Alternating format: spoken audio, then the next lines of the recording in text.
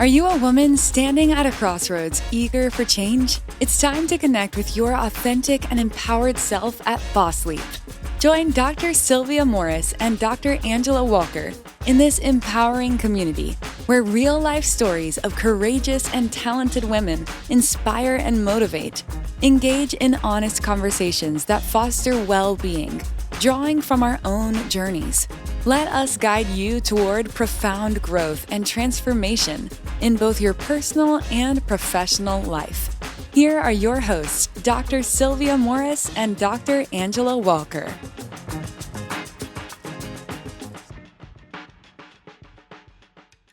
Welcome to Boss Leap. My name is Dr. Sylvia Morris, and I'm here with my lovely co-host, Dr. Angela C.B. Walker. Today, we had a fantastic conversation with Susan Johnson. She talked about solo travel, the importance of dating yourself, and advice she would give to her 30-year-old self. So, Angela, what advice would you give to your 30-year-old self? Yeah, Sylvia, I thought about this. I mean, there's so much advice, right? I'm in my 50s now, so Where much. were you when you were in your early 30s? At this moment in time, I was pregnant, about to give birth to my first daughter, Alexis. I was in my third year of residency, OBGYN. Ooh, the grind. Specifically doing gen-onc. Wow. Gynecologic oncology. You Getting remember. to the hospital at 5 o'clock in the morning and all those things.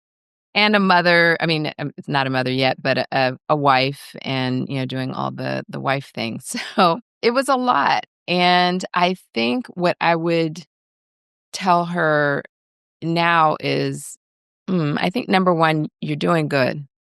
You're doing well. You're at this point in life and you're trying to do your best for your family as a wife and as a mother, trying to, create a healthy environment for this baby to come into the world, but also holding it down in your training and showing up. So that would be one. What I think probably would be most important is to tell her to prioritize mental well-being as much as physical well-being. I don't think I've ever had a hard time prioritizing physical well-being. I was quote unquote athlete growing up, always athletic, kind of tomboy. And I put that in air quotes now compared to my kids who were true athletes. But mental well-being, that wasn't really even in my vocabulary until really my late 40s, 50s. And always had a spiritual life where I prayed, but in terms of mindful behavior, journaling, meditating, just having quiet time to reflect on taking inventory. I think that would be the most part of that equation is just having a practice of taking inventory. What's working and then what's not working. And when you can identify what's not working, what are you going to do about it? Is there something to rectify that? Can you make changes? But that. Can I add something though? Because you were grinding, girl. Okay. You were a wife. You were pregnant. You were a resident, and residency is not for the faint of heart. Residency, I think, is the hardest part of the whole medical school journey, the journey to become a physician. Agree. It is just a grind on physically, on your mental well-being, because it's always that thing of not knowing enough. Yeah. But so I'm digressing. Yeah. My point is that I think in our 30s, we were just trying to move forward and do all the things so that we could then be able to hopefully get a job and have a moment to take a breath. We didn't have time to do all that. And that's the part I think that the way we grew up and the way we were moving in the world is we'll do that later. And we've got to do all these things and then we'll have time to relax and take care of ourselves. Delayed gratification. It's the devil. Yes. Yes. Yeah. How about you? What would you tell yourself? Wow. You really helped me think about it because I was like, I don't I don't know. I too was a resident. I was living in Seattle. At that point, I think I thought my life was going to be in Seattle. I was dating this guy. I was like, I'm going to do this. I would say off the top of my head, to have more fun and to be kinder to yourself. Yes. And that me being kinder to myself allows me to be kinder and have more compassion for other people. It was just a grind.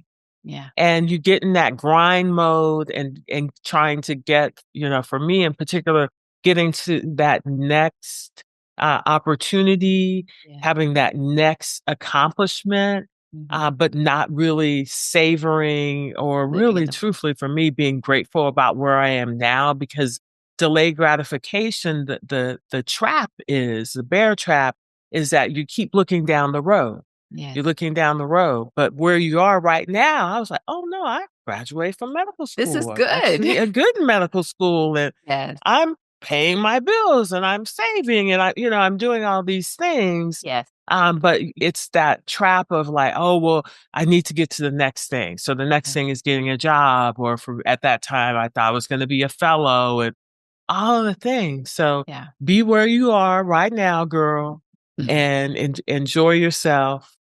Is what I would say, but it's hard because with the retrospectoscope is what I like to call it, hindsight. It's easy for me to say now, oh yeah, would have been nice if you had done that. But if you had told me that, then I've been like, girl, you lost your mind. I got to get to A, B, and C because my mother sent me to medical school. You get into that whole mode thing. Well, hence the reason for Boss Leap, right? So we can share, what we've been through and maybe pass some knowledge along, and whether it's somebody younger or someone our age, just to stop. And I think Susan, if you listen to the entirety of the podcast, I mean, it's almost like spoken word at the end where, I mean, she just being joyful in every moment, being able to wake up and, see the sunrise and, the moon go away in the morning, and for all the little things. And that means being appreciative of every single day. And so I can't wait for us to get into, our listeners to get into this episode. And I'm grateful to you and grateful to Susan. So without further ado, we'll get right into this episode. Welcome back to Boss Leap. My name is Dr. Sylvia Morris, and I'm here with my lovely co-host, Dr. Angela C.B. Walker. And today we are in for a treat. We have Susan Johnson. She is a New Yorker, a nurse, a mother, a world traveler, and just an awesome spirit. So Susan Johnson, welcome to Boss Leap. Well, hello. Good morning, ladies. Good morning. Good morning. I cannot wait to hear all about your story. I know that there's a lot to talk about here, so I think we're just going to jump right in and get into kind of the basis of, what we end up talking about with the women that are on this show. Is always fascinating in terms of where your journey began when you were young, Susan, maybe what you wanted to be, what life was like for you. Well, young Susan, you was a bit of a mess. Young Susan is probably something that looked a little bit now like a fantasy. I was a little bit of a rival to life when I was younger.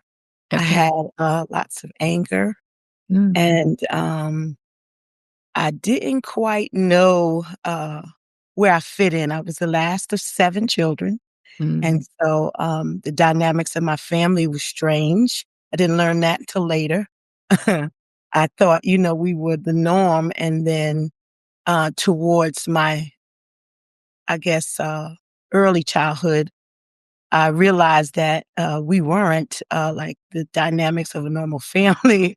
I had stepsisters and brothers, and I discovered that I was a product of my mother trying to reconcile her marriage and them having different relationships out of the marriage. So that was kind of intriguing when I was younger. And then I've come, of course, as I aged, I understand, relationships are complicated and you can love people without having so much constraints for what's right and wrong, so to speak. Mm-hmm. So I'm the product, seventh child, born on Wednesday. I'm a Cancer, July 3rd. Yay, all the Cancer. I had lots of problems fitting in when I was younger. I just could not figure out why this lady and this man would have me if the ideal circumstances weren't available. And so as I figured out, towards, like I was saying earlier in my childhood days, it felt very, it tested me and it made me very angry. Mm. And so I was a rebel. May I ask, in terms of just kind of finding out about you, about what age do you think you were when you found this out and how it started to affect you? In other words, when you Probably was around 12 or 13. Mm-hmm. The girly girl childhood run around tomboy kind of thing was wearing off and the pubescent part of me started to develop.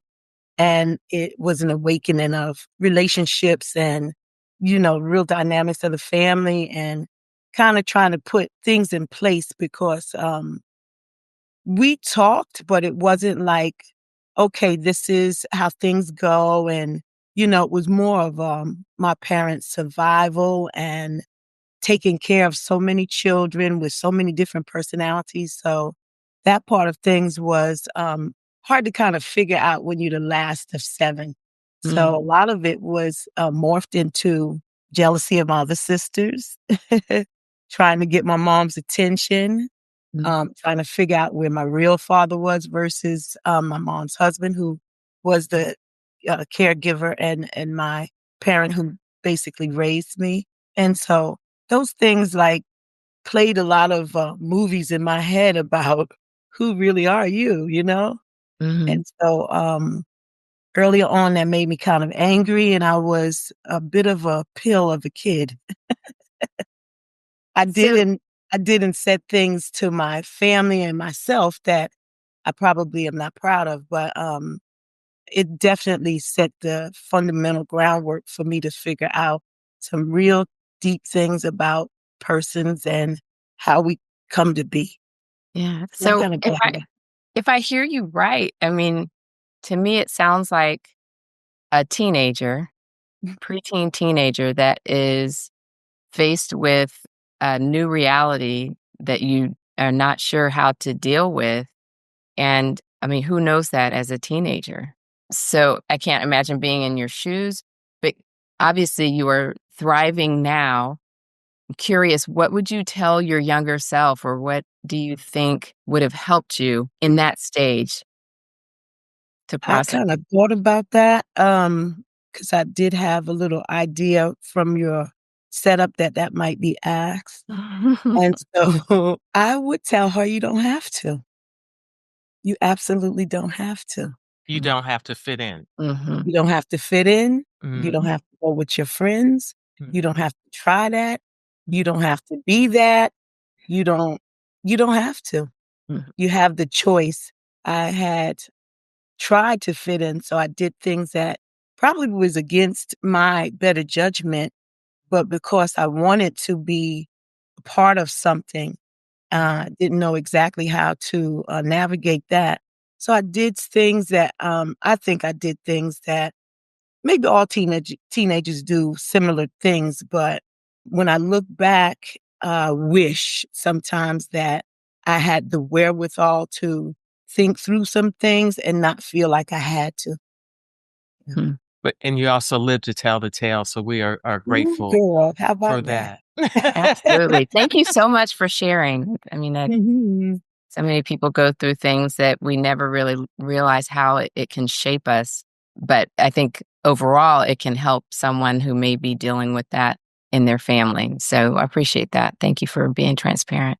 Oh, no problem. And then, Susan, you are a mother of 3 or 4?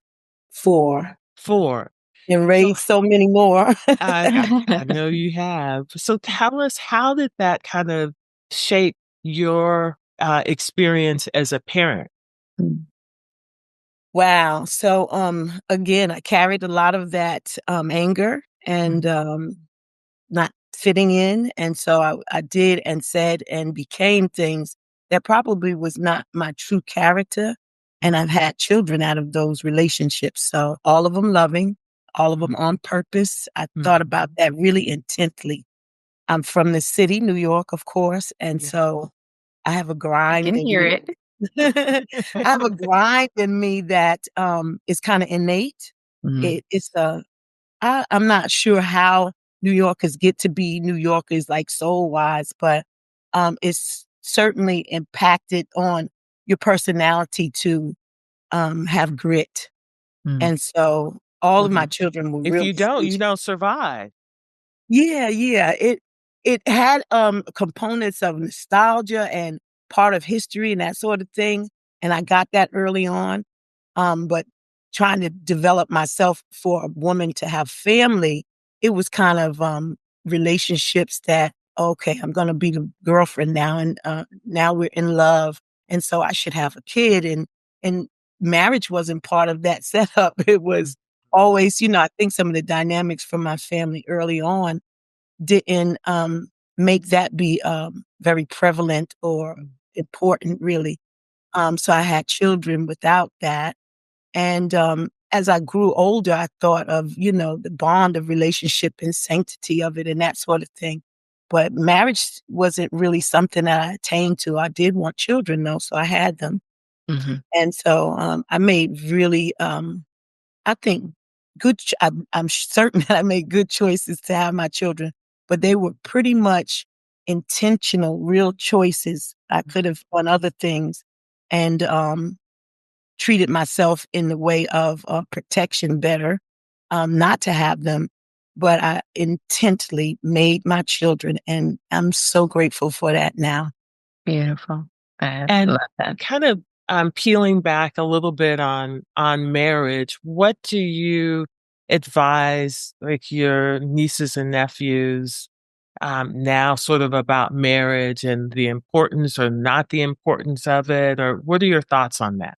For them to examine what their thoughts on it is. Basically, it's like all things, what somebody might say to you is for everybody, or traditions for family or culture. You have to be whole first before you engage in relationship just about with anybody, and And say that especially for the people in the back row. Mm. especially those of intimate relationships where offspring is possible and that sort of thing, because you're tethered to a certain extent to that person's life and Forever, forever, ever. right, their past traumas and their development and growth. And so the commitment for that is an endeavor that shouldn't be taken lightly. And so if you have relationships where you can have all those things without getting married, perhaps that's okay too, So So, Susan, I want to pull the thread about wholeness. And when I think about my own personal wholeness, I think of that as a journey. And I think for me, it started probably when my mom died, because you have to grow up at that point, or at least I did.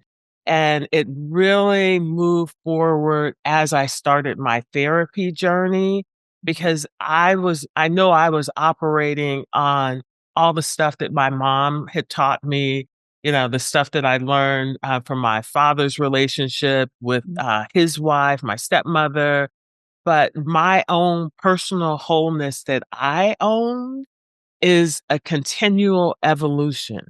So can you talk about how you have gotten to wholeness, or how your wholeness is evolving, and how do we do it hopefully earlier? Hmm.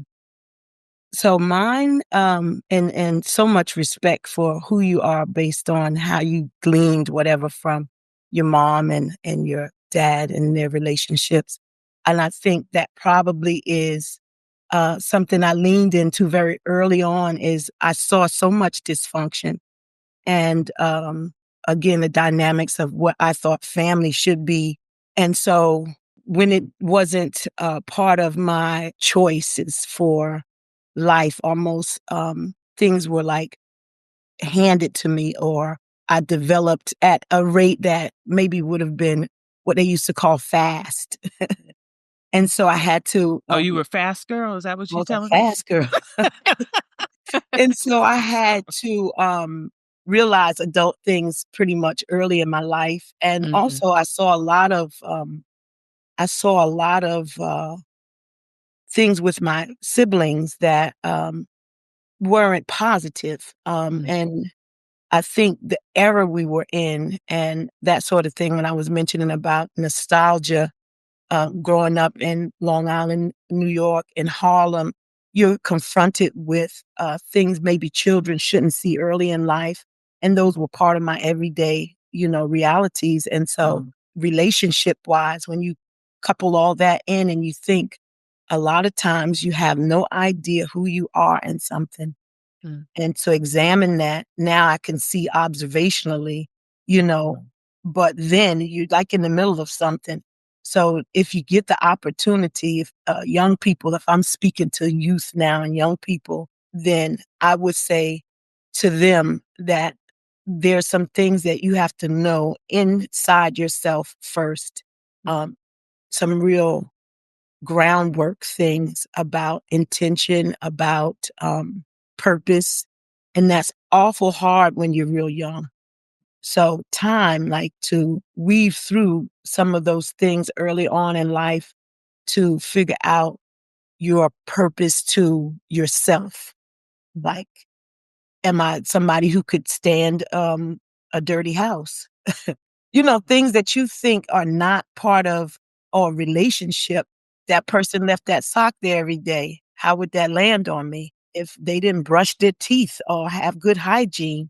Those are things that come up in relationships that you love this person, you think they're neat. They have all the bells and whistles for like animal attraction, the kind of Your fuzzy, toes are curled? yeah, the fuzzy feel good stuff.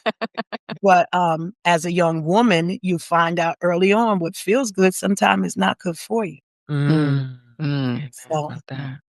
you have to be awful sure about who you are so that certain things for somebody else's comfort. I used to say something like, I set myself on fire for others to be warm. And so that was something I had to grow out of and find that part of me that could warm myself. Wow.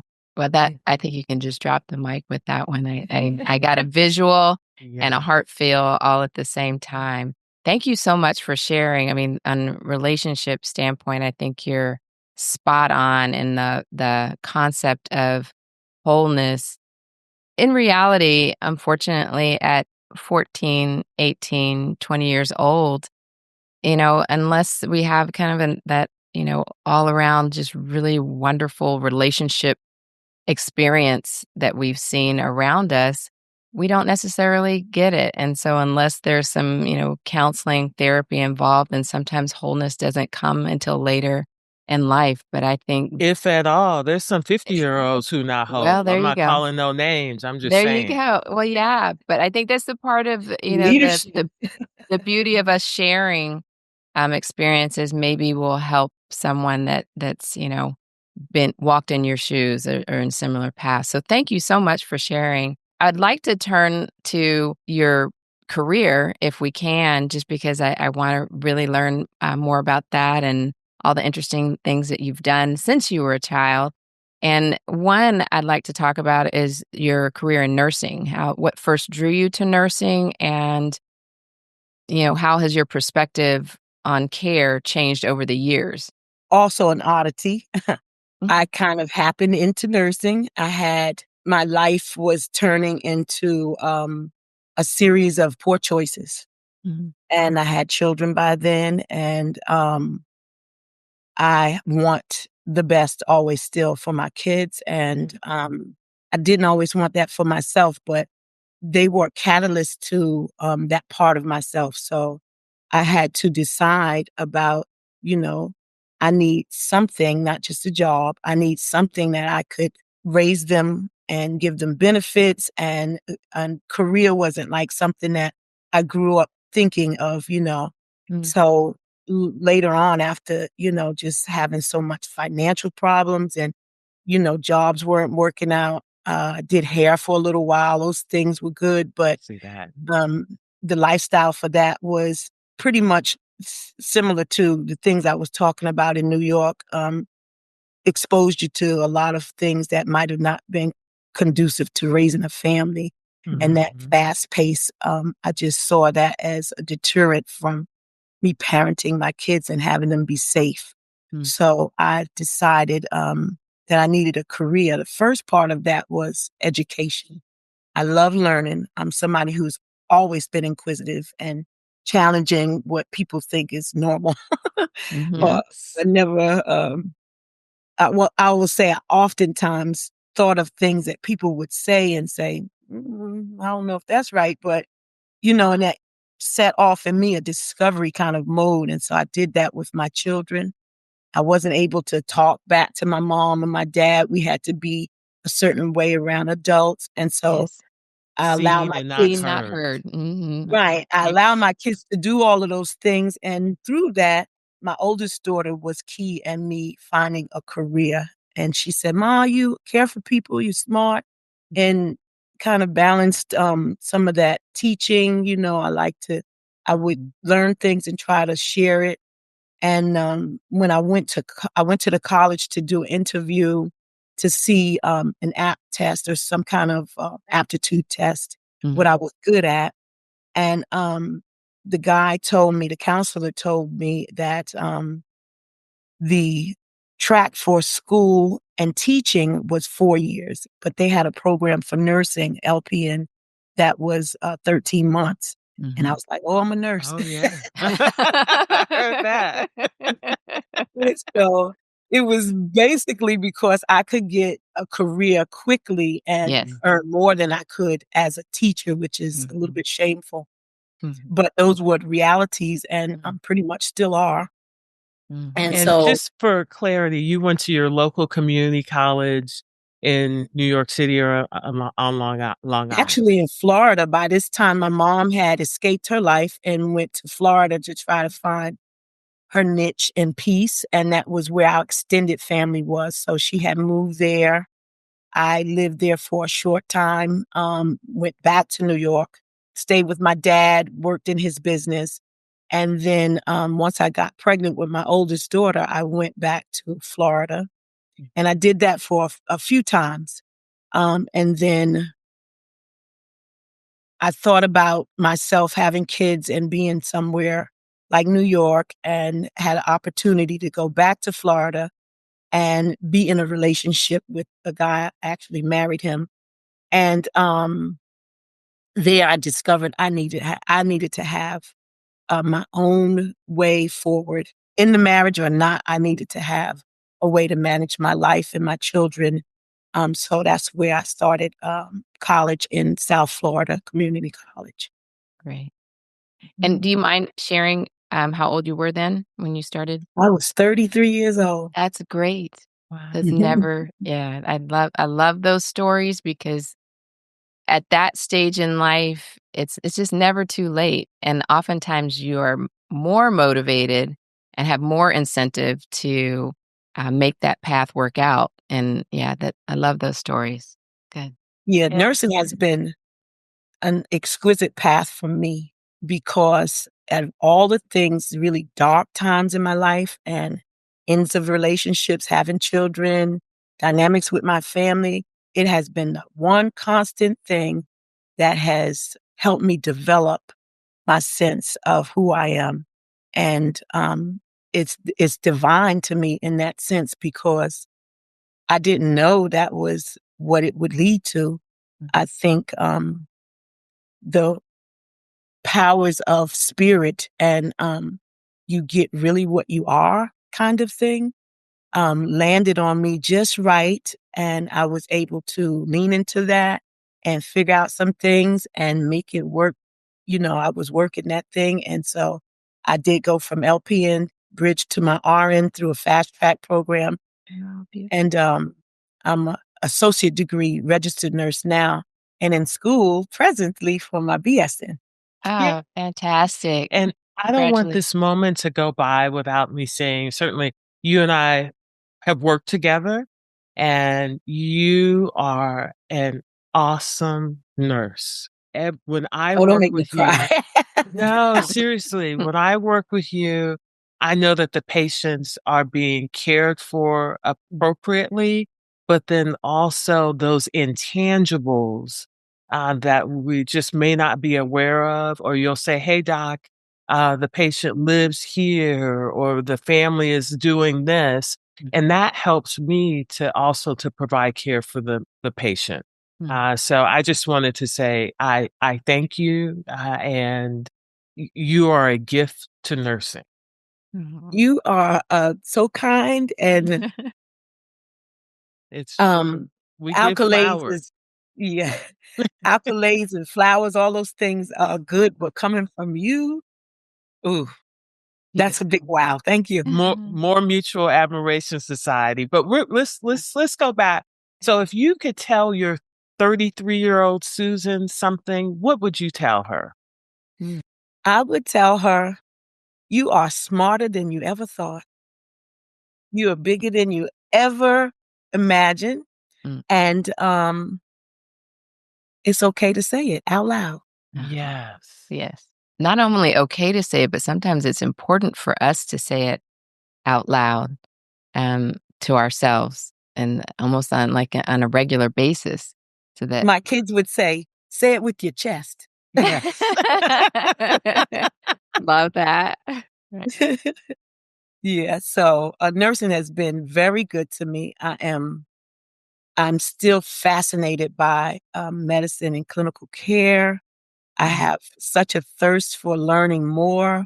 I'm um, I'm in depths of learning now in this BSN program, and I think if my health is going to be good, then I'm going to continue until whatever that end of. I have aspirations, maybe even to do my DMP or something similar, and I'm so excited about it.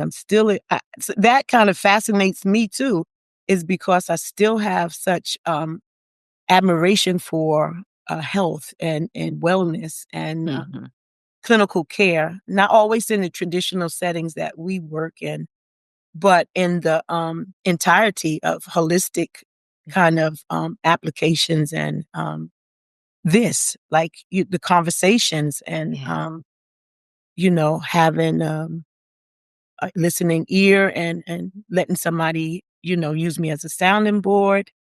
That sort of thing is all encompassing part of our wellness. Well, clearly you have a story to tell, lots of wisdom to share. You're walking in your calling, and the world is your oyster, honestly, with nursing and your passion for health and wellness. And we need to spread, the message loudly to our sisters. So you're already, continuing to grow. And so just know that, there are so many things that you can do. I'd like to change course a little bit because you are apparently, what I hear from Sylvia, a world traveler, and we both love traveling. I'm probably the one that hasn't done the most, but will hopefully in my lifetime do so much more. So, as someone who's traveled the world, what's one destination that completely surprised you and maybe shifted your perspective? Africa. Uh, I went to Johannesburg and South Africa, Cape Town, in the middle of the pandemic almost. It was to the most infectious part, most deadly part was over. And we had a trip planned. I think it was to um, Costa Rica, and the borders closed. We couldn't do that. And so the replacement trip was either South Africa or Bali, I think it was.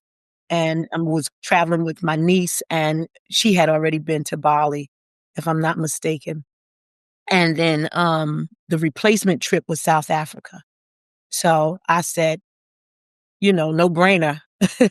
South Africa it is. And we traveled to Cape Town with a group, women's group that I belong to. I call them my village, and shout out to the whole experience. And they hosted and did some empowering things with women. But in that adventure, we got to see South Africa and visit some of the, I did go see Robben's Island, which was where Mandela was incarcerated. And we went to Table Mountain, which is a big mountain in South Africa that looks like a table. It's flat on the top. And they did give back to a local community initiative that was called the Amy Foundation. And so the children from the local communities came on campus where we were and did face painting, African dancing, and got to exhibit their education for as learning its skill. And we gave back to that, a part of that initiative to help fund some of their education to become concierge people. And it was just, I got to see District 6, which was in the beginning of apartheid, a community that was thriving with people, all kinds of people, but mostly Black people. Mm-hmm. And of course, Africa calls their Black people in colors, which was a way to divide them. And these people were cohesive. They didn't adhere to that. Mm-hmm. And so that community got bulldozed in its thriving parts of life, and families destroyed, wow. Like just outright unimaginable kind of destruction, and bulldozed them out to slums and took that land. And I met a gentleman who, he was doing a museum of sorts. He had a building with relics, little things that were able to be taken out of the garbage, and he displayed them for this exhibit. And he walked and talked with us during that time. And 5 or 10 minutes with this man was life altering.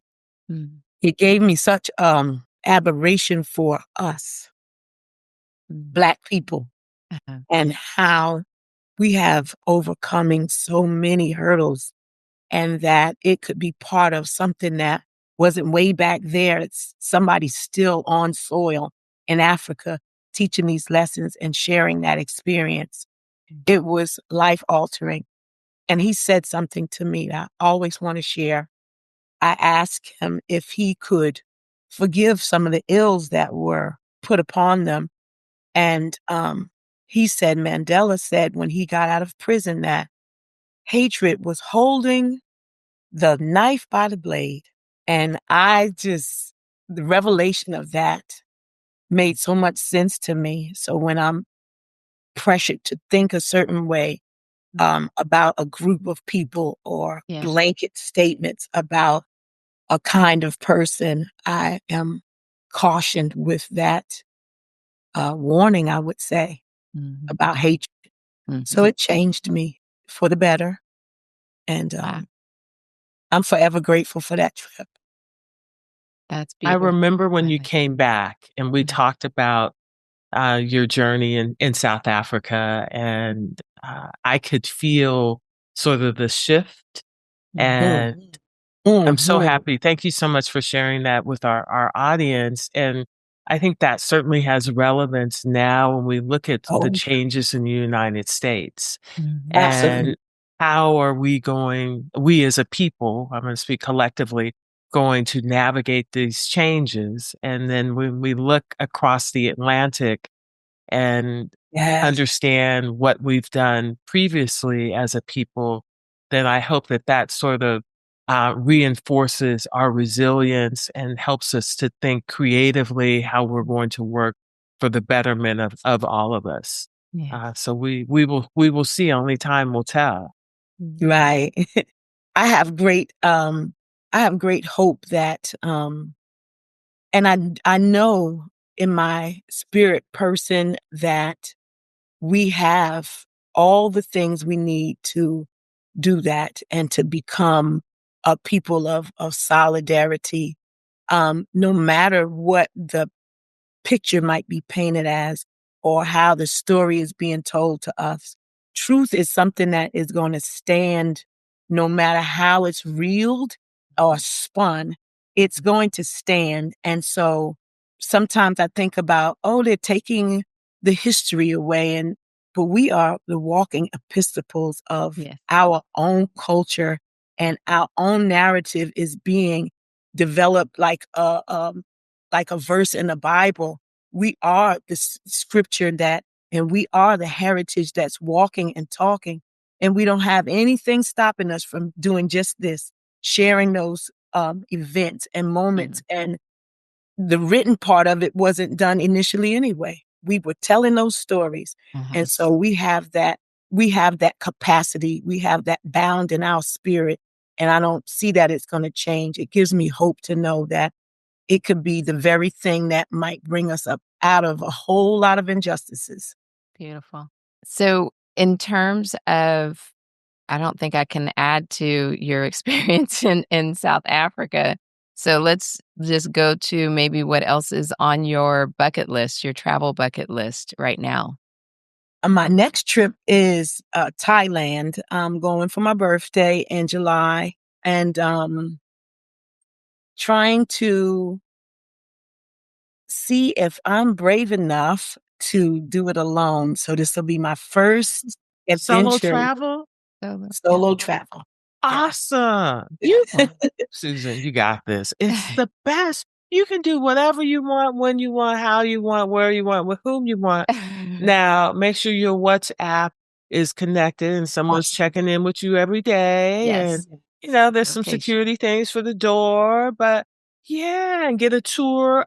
Oh my God, it's going to be great. I'm a huge fan of solo travel, as you can tell. So I'm going to adventure and see if I could get in your footsteps a little bit then, because I'd love to travel, and I'm excited about the idea. However, I know there are some things I need to be mindful of, and maybe not high concerns, but just practical and commonsensical. But I am so excited to do it, like you said, and with my own, take on. I'm getting up now. I'm not going to do that. I'm going to do this, and not have the angst of, having to negotiate with other people. with whoever. And that's fine, Yes, you can do it, whatever you want to do. I have a 23-year-old Susan who just did that in January, and did all the things, did all the research, and kind of passed it all by us. But she was determined and did it safely, and everything Sylvia said. So yeah, do it. Well, that speaks to who you are and depositing I don't know. the courage. It takes a lot of bravery, and that comes from the foundational parts of who she is. So I think that's so commendable. Kudos to her and you. Kudos to her. I appreciate you. Yeah. I mean, I hope that some of that came from home, but a lot of that is just kind of that internal spirit, which, yeah, I guess you can either cultivate that or tamp it down. And so I'd certainly feel like that's what we've tried to do. So in terms of when you travel, do you have like a ritual or some things that you bring that kind of bring you comfort or clarity, or it depends on the trip? I generally empty myself of America. I want to be open to the culture that I'm going to visit, and to kind of clear the space out for things that you're told. That was a discovery from South Africa too, is that, your imagination can get the best of you with thinking this is how it is, and you have no idea. So I just kind of clear my space out, my thoughts out, and let the whatevers land where they will, and try to observe for, the experience to be cathartic and right then, be in the moment kind of thing. I kind of try to set myself up for that and alleviate myself of fears. And I have to tell myself sometimes, just do it afraid. Do it anyway. Do it afraid. Absolutely. I like So, it. Susan, you were the person, you always hit me to some new music or artist or whatnot. I think one of your sons is an artist, and you connected me with, I think, Toby in Way. I'm Yes. butchering his last name, but the song that Toby you and told me Wingway. about, yes. Yes. Don't try me, try Jesus. Man, I was like, yes, yes, yes. It works in so many different contexts. Yes. Anywho, if your soul had a soundtrack, what 3 songs would be on? Wow. The way I love music, Stevie Wonder, Mhm. he has a song called As, and it's Yes. talking about I love you as long as these things are happening or not happening, because he says the way he describes it is some things that are never going to happen. So if I'm loving you as long as 8 times 8 times 8 is 4, different things he says that, Mhm. it stretches your Mhm. imagination for how far and wide that can be. So I love concept of that song. And then 3 songs. There's a song by Alex Isley. It's called About Him. Hmm. It's it could be about her boyfriend, but I see it in a spiritual way towards my children. Mhm. And it says, I hope you know this song is about you. And I'm going to sing it out loud because I want to. And it's got some little quippy kinds of sayings, but I could see myself singing that to my children and my grandchildren and to the Lord. It's all like a manifestation song. So I love that. And then the third one would be probably Marvin Gaye. Yeah, anything Marvin Gaye. Can't go wrong with that. I'm Absolutely. not mad at that. That's awesome. Yeah, he was prophetic to me and Mhm. before his time.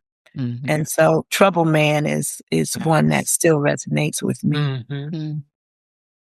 Appropriate for now. Yeah. Yes. So, if you had an opportunity to, whisper one message to every woman navigating through midlife right now, 2025, what would it be? Because Susan, you say stuff to me that I'm like, oh yeah, it helps me think at a higher plane. It changes the energy in the room. So that's why we wanted to ask you this question. Wow. It's so many things that have become aha moments for me. Mm. But for someone, I may be a little bit older than you guys, but because ageism is a big thing in this country, what I would say to her is your heart is young. Your Yeah. heart is young. Mhm. See? So Yeah. true. We look at the exterior, but Yes. I could tell you for myself that I could see myself aging, but my heart desires and the things I attain to participate in and how I want to share and be part of community, all of those things are fresh and young. Yes. Mhm. Yeah, we listened to I think it was the M Factor, Sylvia, where Mhm. the conversation towards the end talked about how at this stage in life, we have so much wisdom, we have more to share than we ever have before. Yeah, I'm not on a shelf. I'm Right. out here to create, to do more, to spread more knowledge than I ever have before. So I And like that. thank you. Mm. Just imagine I think about this kind of setup and the mind frame that went into developing this a podcast and the meeting of minds that you guys had and connected the connectedness and how that is so edifying for women, especially women who have been challenged with who they are because of color. And the biggest thank you I could send you guys. Oh, that's a thank you We back to will not be you. tearful today. Thank you. So how do you define joy now? I think that we've talked about wholeness. We've talked about forgiveness, which is really very important, and that our hearts are still open and singing. How do you define joy? Joy in all the little things. I find joy in so much. The fact that I can decide to have joy. Yeah. You know, when you come through so many Because things. it's a choice. Mm-hmm. Yeah, joy is a definite choice. I love the moon and how it looks when it's setting and how the sun rises. It makes me speechless. Oh, wow. Mm-hmm. I love the beach and how the sand feels on my feet. I love the breath of my mother's voice next to my ear and how my kids call me mom. I get so much joy from hearing my grandson say Nana and how my children think that I have the answer to everything. Well, It mom fills me does. with joy that they think I'm the person who knows it, you know? And most often I don't. I'm looking it up on Google too. But just to be in the warm embrace of sisterhood like this, what a joy. What a joy. Mariah said something to me that I didn't even remember. She was a guest on you guys' show. Mariah Morris. Yeah. Yes. And she said that I told her something that I didn't even remember, but I think the spirit part of who I am connects to the needs sometime of other people. And I don't squelch that anymore. I embrace that. And I used to say, oh, you think you know, in my head, that red thing, the white thing, you know, that duality of who we are. Yes. It will fight your greatness. And once you get the know of the spirit, then it will come up in you. And sometimes it's not even of me. It's something deeper than I've ever thought I'd be. But I'm a conduit for it. I'm the portal for it. Yeah. And sometimes it's landing on me the same time it's landing on that other person. And so I've learned to honor that in myself. Well, you So have that certainly gives me honored joy. us today. Oh my goodness. It was just a conduit just then in terms of spreading your joy in all the little things that actually add up to be huge things in life, and how you've poured into, others in your life, and just seeing the joy that you get from that is incredible. Thank you for sharing that. Can Oh, you thank tell you. us what your and I'm hoping to hear something really profound, but No in pressure. terms of what your self-care regimen is, or maybe what it will look like. It sounds like travel might be one of those things. Oh, yeah, I love to travel. I do the most spontaneous things. But my regular regimen of self-care is I date myself. Oh, I like that. Tell us Yes. more.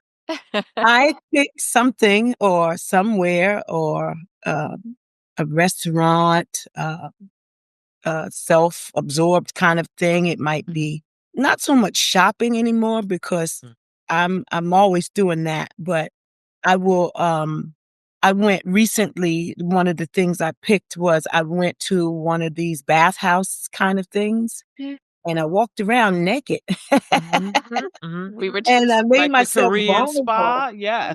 Yes. I did that and I had one of those aha moments when I went to some hot springs or Yeah. like a jacuzzi kind of thing. Mm. But one of them is super cold.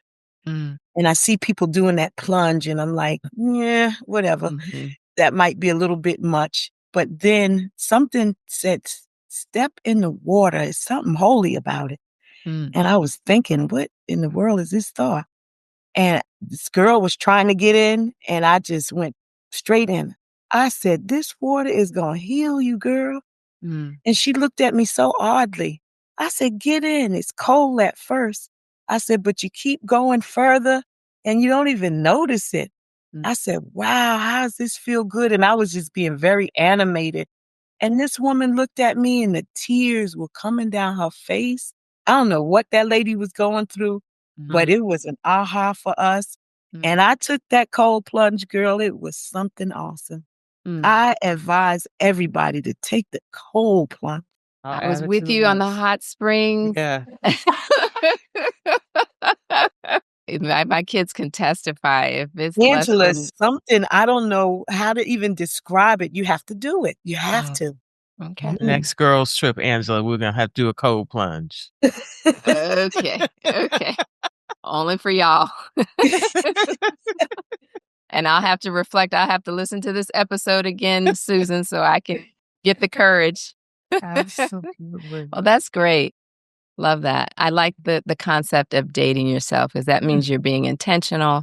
You're doing something that feeds your own soul, and without the constraints of anyone else's time frame. It's based on when you can do it when you want to, and something for yourself. So I like that. I'll add that to my list. And solo travel is just one long date. Oh, yeah. Another country. I'm going to be in discovery mode, and I'm so excited and starting to empty out some things so I could just be refreshed by whatever's coming. Well, Susan Johnson, my heart is so full. And we want to thank you from Bossly for coming and just filling me with awe and gratitude. I would have to concur. Sylvia has spoken so highly of you along the years, and I am honored to have met you, and I am full from all the wisdom and the inspiration that you've given us today. And I definitely know our audience will feel this and take it to heart. So until we meet again, Susan, may you be well. Thank you. I love how you guys say that. May you be well. Yes. Thank you so much. What an honor. Thank you.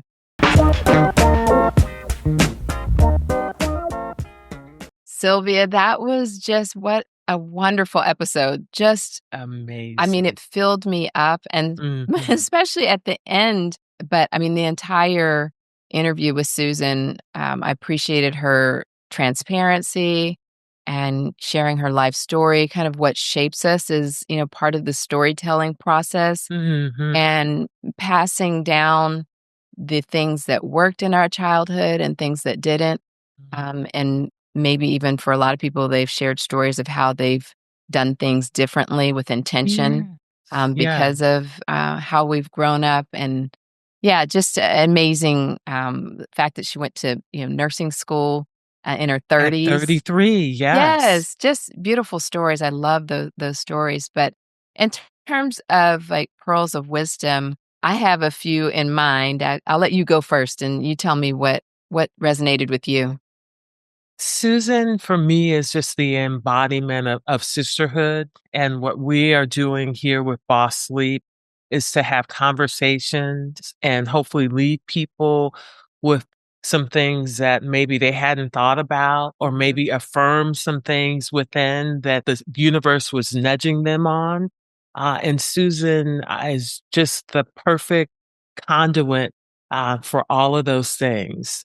She talked about honoring the voice within, and you and I talk about that all the time, the still small voice within. Some people call that God or spirit or the ancestors, however you refer to that. That is that internal voice that says yay or nay, move or be still.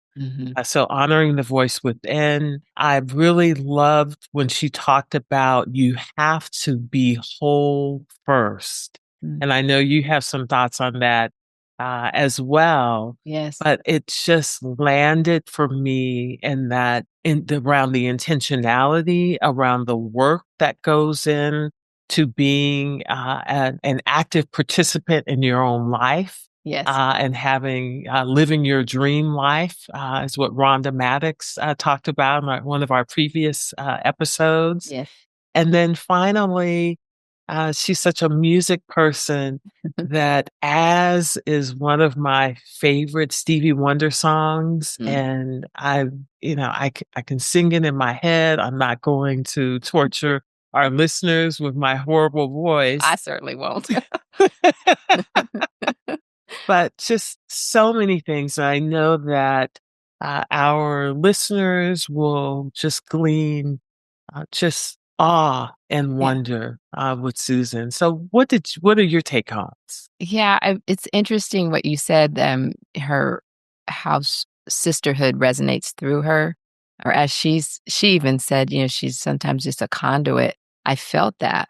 And so I know, the feeling that you've told me, because I know that, she's also a friend of yours, but I felt all of that. Some of the things that she mentioned, I don't think I received them in the same way that she had necessarily used them in her life. So for one, hatred is, I think that was from Mandela, quote, hatred is like holding the knife by the blade. By the blade, and yes. I can't say that I've actually, have I ever disliked someone a lot? Yes. Hated is a hard one for me. I don't know of anyone that I can say I just absolutely hated. But that dislike feeling, if you're holding on to it, what the way I received it is just holding on to some feelings that, you can hold on to, those wronged type of feelings for a long time, really does more to you than it does to the person. That's how I received it. They moved on. They're not thinking about you. Yeah, they're not even thinking about it anymore.